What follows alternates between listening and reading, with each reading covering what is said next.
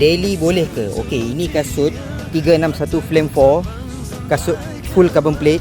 Nak buat daily tu memang kurang sesuai, dia untuk race saja. Kalau untuk daily guys, tengok kasut yang saya pakai ni, 361 Fierce 5.0. Saya baru lepas buat easy run 40 minit.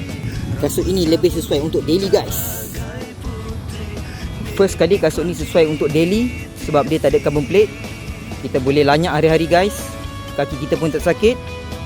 Kaki kita pun boleh lebih stronger sebab tak support oleh carbon plate guys. Yang kedua, kasut ni sesuai untuk daily sebab dia menggunakan dual foam, dekat atas lain, dekat bawah lain. Jadi dia punya mileage tu lebih guys. 500 km pun boleh pakai ni. Apa tunggu lagi? Kepada sesiapa nak mencari kasut daily, boleh dapatkan 361 Fierce 5.0. Mantap guys.